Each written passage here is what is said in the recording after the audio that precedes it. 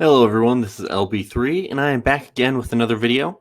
And in this one, we're going to be taking a look at another draft prospect, LSU linebacker Jabril Cox. And while last video I had a lot of love for Jamar Chase, this time I'm a little bit less sure about him.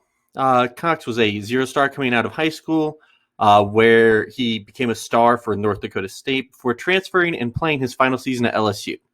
After the transfer, he hardly looked out of place and seemed to take on a quasi-leadership role, a testament to his character and football intelligence. With all that said, let's kick this off by taking a look at his athleticism, which we don't have. Cox, due to an injury, was not able to test at LSU's Pro Day and has scheduled another Pro Day for April 26th, which I could have scheduled making this video for after that, but I don't have critical thinking skills, so I didn't do that. So instead, we're going to actually do something a little fun, a little different. Normally, I make all my draft profiles after everyone has tested, but since he has not tested, I'm going to go ahead and just throw my guesses out there, and then that gives everyone an opportunity to come make fun of me in a week after he's done his testing and we see how wrong I was. So anyways, let's go ahead and kick it off with the 40. I think he's going to be a solid 4.6 guy, low 4.6 to high 4.6 range. Jumps, I think that's going to be his weakest part. Low below average would be my guess. And then the agility drills, 3-cone, and shuttle, I think he's going to be right around average, would be my guess for that. So overall, I think he's going to be a solid athlete, nothing spectacular, but good enough. Okay, anyway, this video is going to get weirder and weirder. After this, we're moving on to the next thing, which is, of course, strengths and weaknesses. And, well, for Cox, I have one strength and one weakness. 1 and 1. And that's a little weird. But honestly, I think it's because everything that he does well and everything that he does poorly can both be summarized with one word, a different word for each one. And then his athleticism, which I normally put for each prospect as either a strength or a weakness, sits somewhere in the middle. Neither weakness or strength, just there. So since this is unusual, I'm just going to go ahead and be throwing up clips that I think represent these strengths and weaknesses while I talk about them. So let's start with the strength. The one word that I think summarizes everything he does well is smart. Jabril Cox is a smart player. There's no way around that. Transferred from North Dakota State and was instantly a big contributor and a clear leader for a team that just the prior year won the national championship. He's a heads-up player who's able to keep his eyes on the quarterback while simultaneously being aware of what is going on around him. And there are some NFL linebackers who can't do either of those things well. With his smarts, there's no reason that Cox can't step in and be an immediate contributor in coverage for an NFL team. He may struggle a little bit if made up against running backs due to his athleticism, but few NFL linebackers don't struggle matched up with running backs.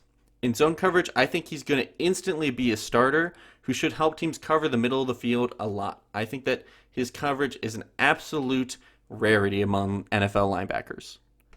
Saying that, though, let's look at the weakness and I think his role may be limited early on, which is he's soft. He's 10-ply soft. Downy throw blanket, fresh out of the dryer soft.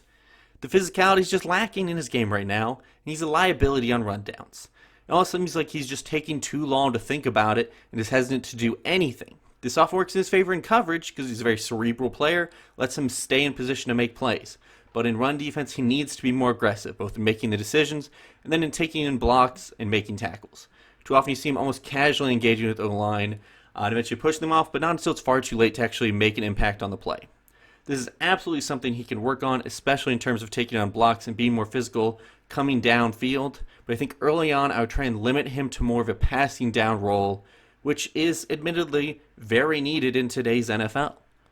Now on to the comp. People got mad at the Chris Chambers comp because they think that Chase is going to be better than that. So I'm going to reiterate again.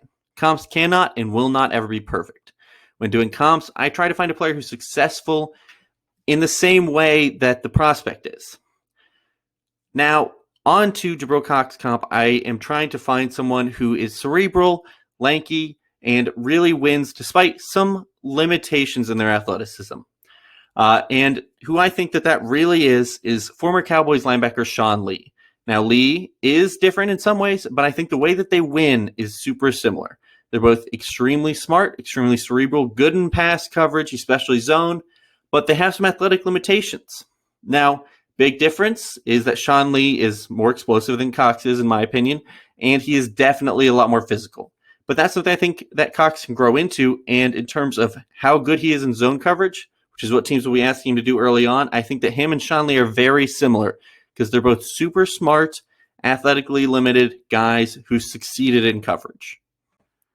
All right, with all that, the video is complete, and we can now wrap up with my closing thoughts. Now, when I pick players to draft profile videos on, I typically try to pick players who I have like a strong opinion on, mostly positive players. And in this one, I'm not really sure. It's hard. I love one aspect of his game, but the other side is very weak. I think in today's modern passing league, what he offers is very valuable, and he can grow in run support over the first couple of seasons while being a late down passing linebacker. So, I think I'd be comfortable with him in a late 2, early round 3 kind of pick, but I could see him going even top 50 with how smart he is. I bet he was great in the interview room, and I think that he's going to be a good player.